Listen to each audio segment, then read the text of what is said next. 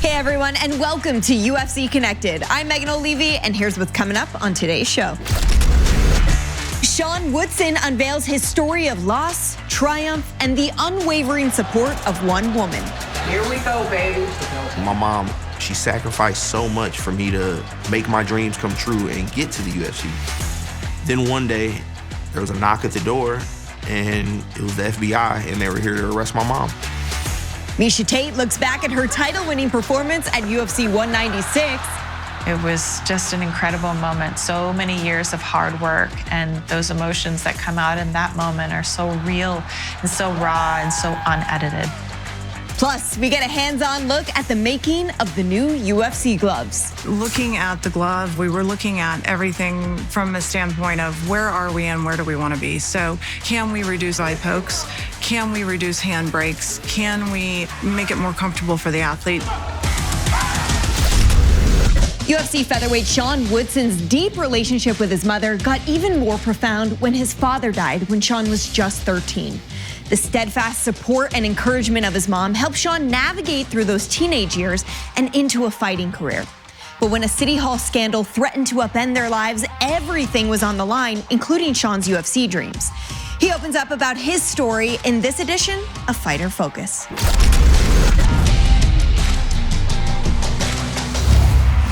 Here is the sniper out of St. Louis, Missouri, Sean Woodson. Tremendous story for Woodson. His mom found Matt Hughes' hit squads after high school, and that laid the foundation for what is a now budding MMA career for Sean the Sniper Woodson.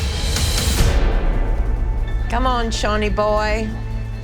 My mom has supported me and helped me my entire life. She sacrificed so much for me to make my dreams come true and get to the UFC. Here we go, baby.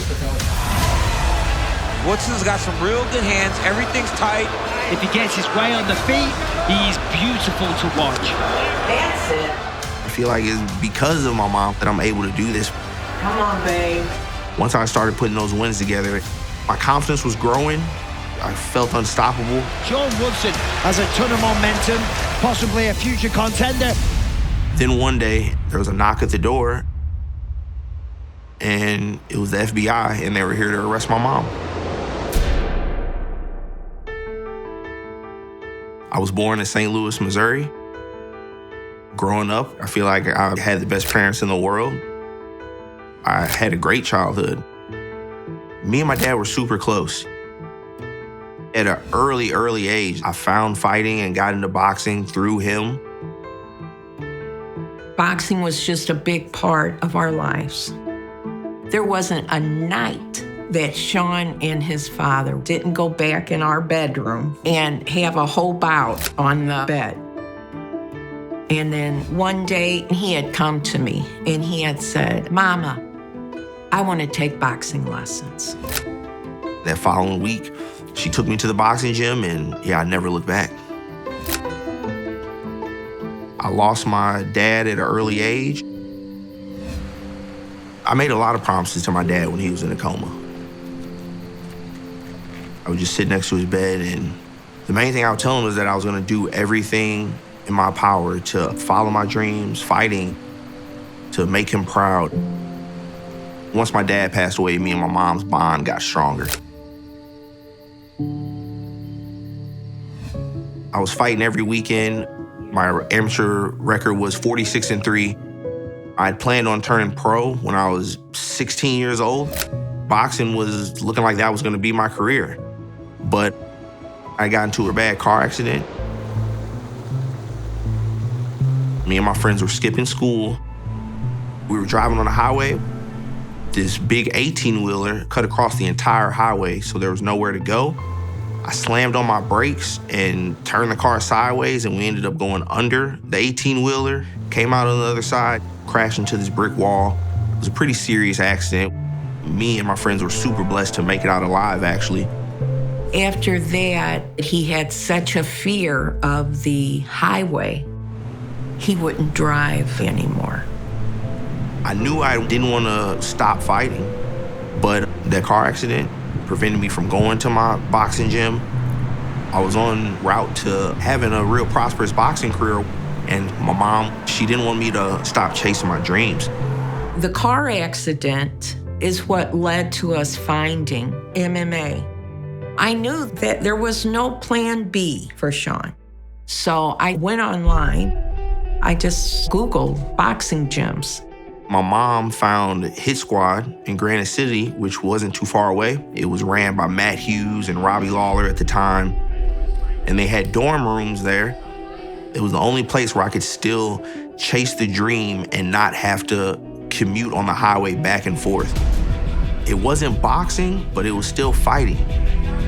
Because of how much my mom was hyping me up to these people, they were like, we want to see what this kid's got. It was exciting, and I knew right then and there I wanted to be a part of it. So I boarded him. I knew this is what I wanted to do with my life, so I knew I couldn't play with it. The goal for me from the jump was to be the best in the world. Once I set my sights on MMA, it was UFC World Champion or nothing.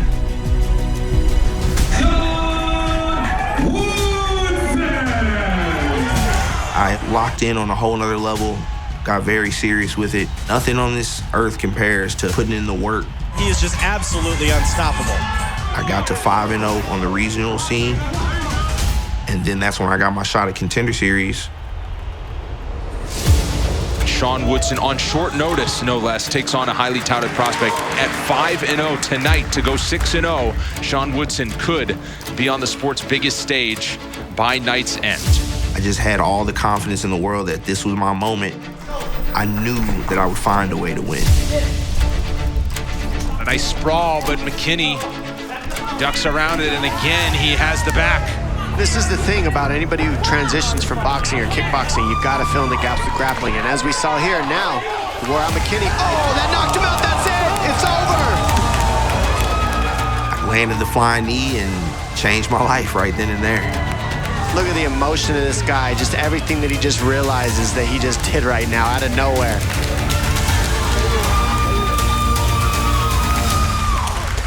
Took this thing on 5 days' notice, overcame adversity today, did what he needed to do to win, finished the fight. I'm bringing him into the UFC.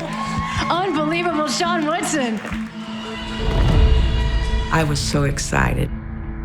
I said, Sean, do you know how many thousands and thousands of young kids have a dream to be a professional athlete? But you've made it. Sean the Sniper Woodson, outstanding striker, and we will see how it goes for him in the UFC debut tonight. I made my debut in Boston. That was my first time fighting in front of a huge crowd. Sean Woodson trying to win this UFC debut in hostile territory. All Sean Woodson here in Boston. Hard to do it much better than that in the UFC debut. We'll see if the judges agree. For the winner by unanimous decision, Sean the Sniper Woodson. Started putting some wins together. He's so precise with his shots. He mixes things up beautifully. I was like, man, I can really do something in the sport. I can really go all the way.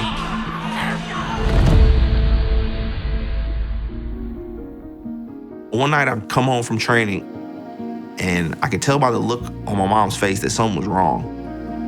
I was a city clerk for 13 years.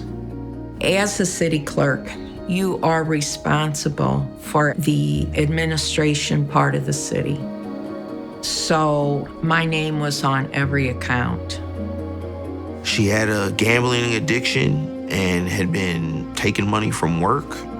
I pretty much had to use most of the money I had made as a UFC fighter for a lawyer for my mom. Eventually, my mom was convicted of embezzling $500,000. Her sentence was 18 months. They could have brought me in at any time, and I had to go down and turn myself in the day before his fight with Saldana. The first round, he got knocked down. Oh, he's hurt bad. I've never even seen Sean get knocked down. Oh my God, I was devastated because I knew I was the cause of that. Mentally, I was not there in that fight at all. Saldana is winning these exchanges. He has got Woodson in a ton of trouble.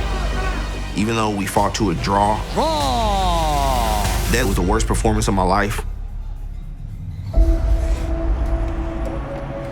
If you have things that are going on in your outside life, that'll definitely impact the way you perform in the gym.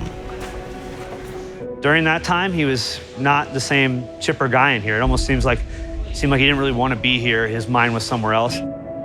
If your life ain't right outside of the cage, you won't be able to perform inside of the cage. I refuse to let my mom's situation impact the next fight. I knew she was gonna be able to watch my fight in prison, and I couldn't let myself have another bad performance and let her feel like that was her fault again. Sean Woodson making the walk for his 6th UFC appearance, but first since last August. Sure, he slipped last time against Saldana, but he has put on some tremendous performances. Let's go! That was a ton of pressure. Woodson said going into his last fight that he was focused on the wrong things. His focus and his intention is clear tonight. Oh! And he gets it done in all phases of mixed martial arts. Sean, the Sniper Woodson! Mama, I told you I got this. You raised a warrior, Mama. I won my fight, you win yours. When you come home, we're gonna live it up. I love you, stay strong. After that bazooka fight, my mom was granted house arrest. House arrest is pretty strict. She can't go on the front porch. She can't go outside in the backyard. I do have to do quite a bit for her, but she supported me for so long that I don't mind repaying the favor at all. I'd take having her home on house arrest than being in prison any day. Mama. Hey, babe, how are you? Back with the groceries. You eat today? I did. I had some oranges. Stay on it. When you get off that ankle monitor at house arrest, I'm gonna have you walking the block. Have you getting your steps in. You're starting to think you're the boss of me. Yeah, I run things now. You do? Gotta keep you under control. Yeah. Keep you on your best behavior. Well, I spent enough years trying to keep you on yours. It worked out. It did work out. My next fight would be the first fight with my mom's drama being behind us. I've always had the utmost confidence in myself and believed that I would be here. The goal is to be the UFC world champion. My mom, she sacrificed for me and did everything she could to make me live a good life. You know, you raise your child and you want them to be happy, but that they live their dream, that they've accomplished their dream. That's as good as a mama wants it. This whole series of events definitely made me and my mom's bond stronger. A happy fighter is a dangerous fighter. As long as I know my mom's happy. I love you, babe. In a couple hours. That makes me happy.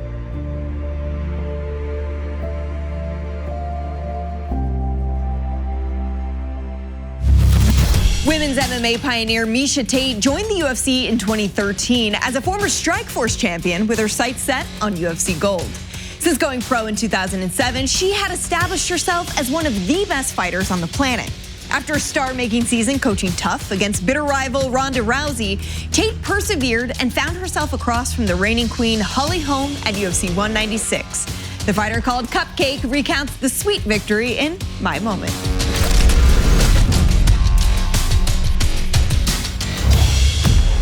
Please welcome Miesha Tate. Being a champion is something that every fighter strives for, but very few accomplish. She won a one-night tournament to earn a title shot. Oh, nice takedown as she caught the kick. Arm triangle choke. Coonan has never been submitted. As he submits her. Wow, what a performance.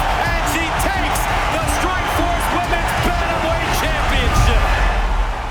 Coming from being a Strikeforce Women's Bantamweight champion, when I got to the UFC, of course, I had my goal set on becoming a champion there as well.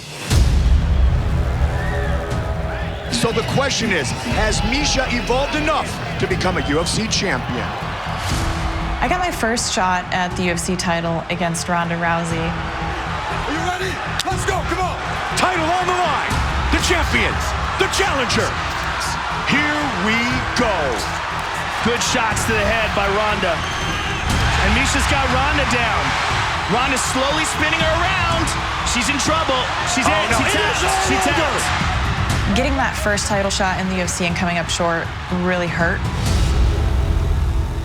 But it reset me in a way that motivated me. Just because I fell off the horse doesn't mean that I am not going to try to get back up on that horse and continue with the mission as planned.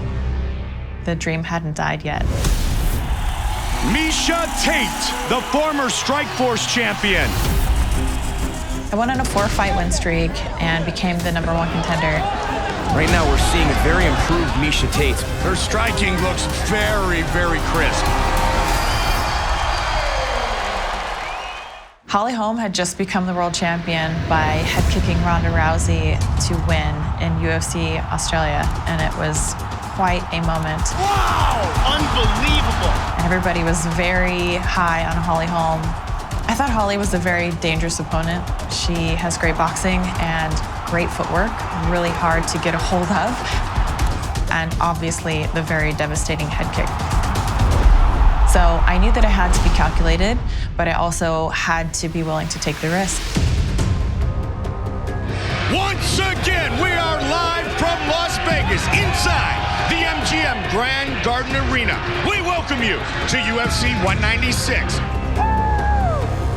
Who pulled off the biggest upset in MMA last year? Holly Holm. She beat Ronda Rousey. Now she looks to defend against Miesha Tate.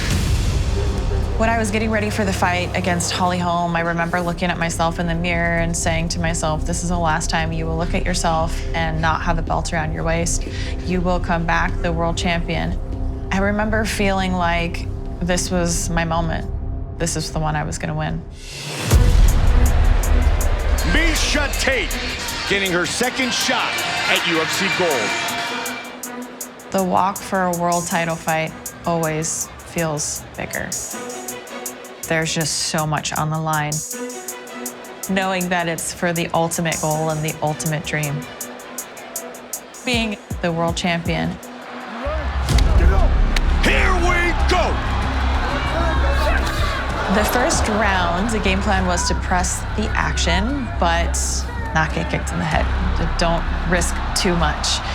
Feel it out and kind of find the right opening, but I did not end up getting a takedown in the round, so she walked away with that round. Miesha looks to come out aggressively here in round 2. She's ramping it up here. The second round, I got a takedown pretty early on and was able to really dominate. I remember throwing big elbows, getting onto her back at one point, almost sinking a choke. Miesha Tate trying to finish. Can she get it? Wow, what a round for Miesha Tate. We got ourselves a fight. You know you can take her down now. Nice big deep breath. Just ran. I never felt that fight ever. Breathe. Breathe. After round 2, that absolutely confirmed my path to success was to get her to the ground. It was a big, big round for Miesha Tate. How much did that drain Holly? Holly made some great adjustments in round 3. Both fighters being kind of cautious. Miesha's fighting nice and cautious here. Absolutely. But there it is. There's a clinch. Stop that time. Holly does not want to fight on the canvas again with Miesha. There's a shot. Stuffed. 2 stuffed so far. Wow. Very interesting fight. After round 3, I think it was anybody's fight. I remember in round 4, I wanted to take Holly Holm down, but it was a struggle, and we really kind of ended up trading a lot of blows on the feet. When a fighter doesn't bite on your feints, it's so difficult, and Holly wasn't taking me serious in round 4. I certainly thought that I was down on the scorecards going into round 5. Game plan A of calculated but cautious had to go out the window. Gotta win the round and win the fight. Hey, go for it. It's time to go. Let's do this, Miesha. This is the round. The start of round 5, Holly came out hot, and it was really what I needed. Holly started to commit with her striking and really come forward. We gotta get in under that punch. You're gonna have to shoot on that. I slipped right underneath the punches and kind of threw myself around the back to get her down. There it is. There it is. Oh, this is a dogfight. Miesha's got her back. Miesha looking to choke her out. Wow. She's got her back. Still has it. She's got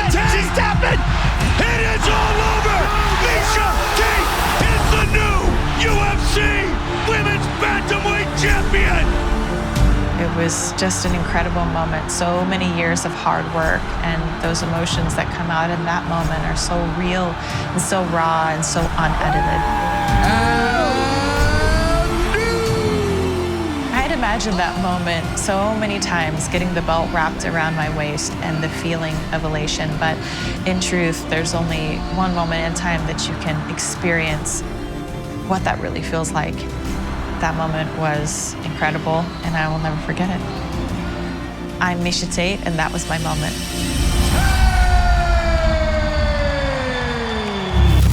From developing the unified rules to launching studies at the UFC Performance Institute, UFC has long been committed to elevating the sport for its athletes. UFC now sets the gold standard for technological advancements in MMA, and its most recent accomplishment is a revamp of the long-standing UFC Gloves. We caught up with a talented team of developers and creators to see how MMA changed what athletes need from their equipment and how these gloves will change the game. This is Inside the UFC.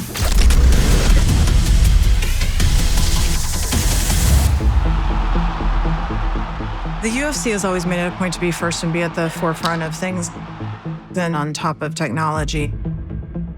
Things have changed, so mouth guards have improved, fight shorts have improved, but the glove is the one thing that has been stagnant for a while.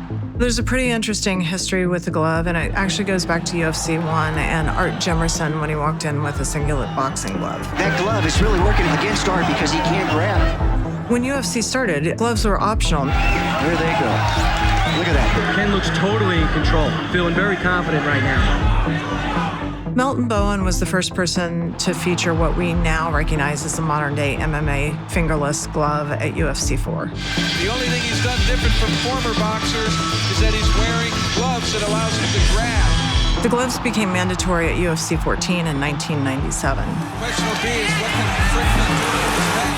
Kerr in a side mount. Owano was the first official glove. Technology at the time was very different. For the Owano gloves, thick stitching, thinner leather, thinner padding, poor quality seams. And then that evolved into the glove design that we have now. Diaco and Century made those gloves. That's been around for well over 10 years.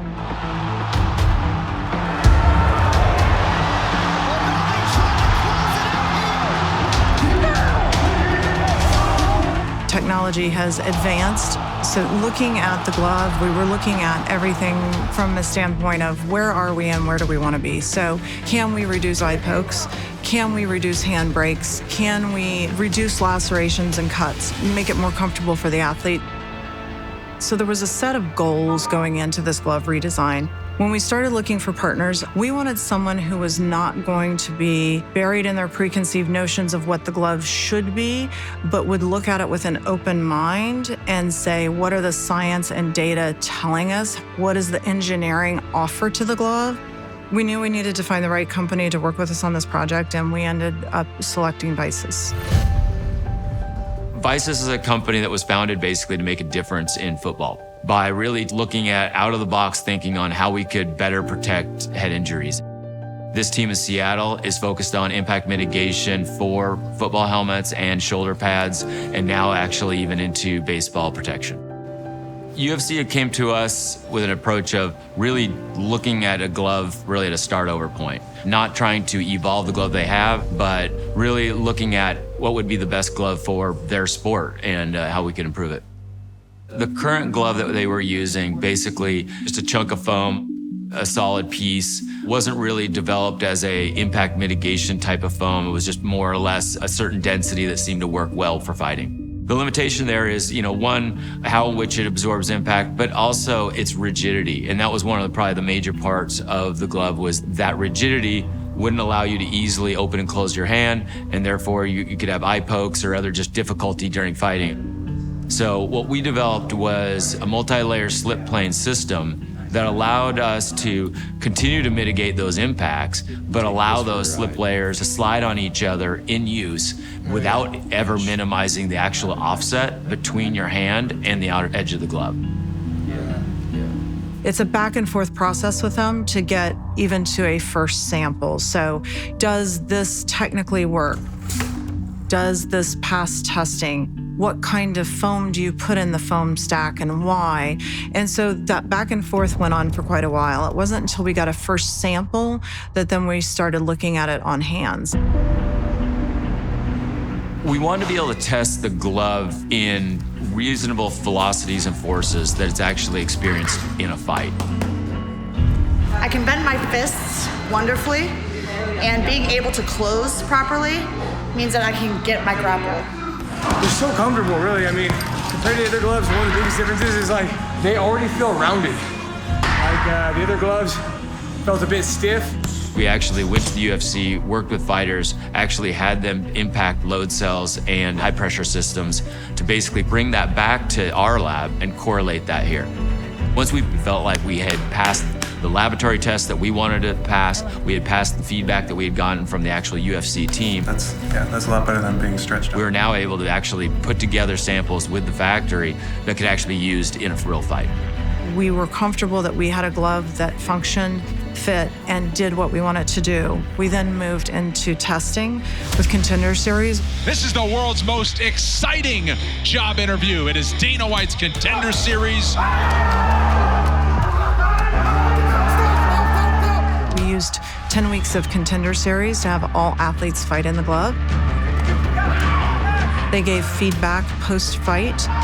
Overall, coaches, athletes all had great things to say, so that we were able to then use that to make any final refinements to the glove.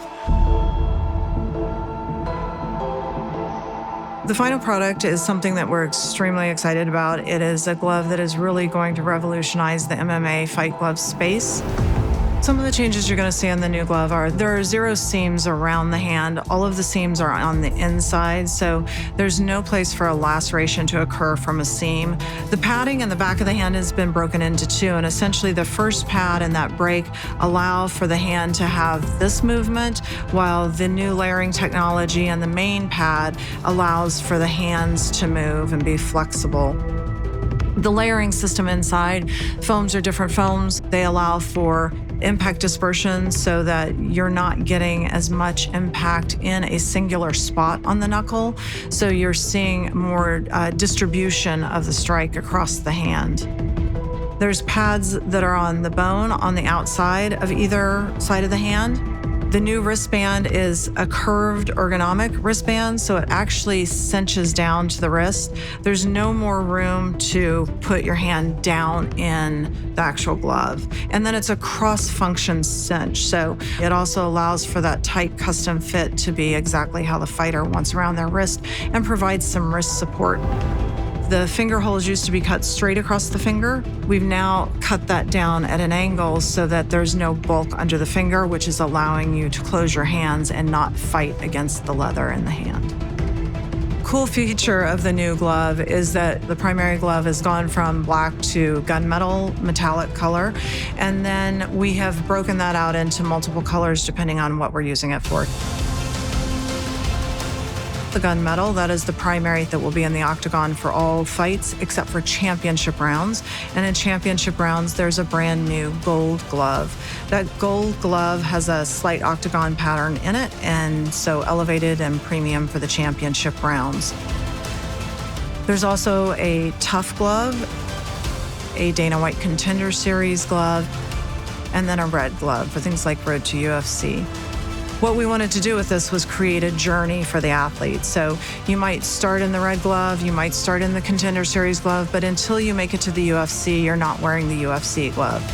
As subtle as it may seem to some, there is a lot that has changed in this glove to improve it for the athletes and make it more comfortable function for them. So really, really excited about this.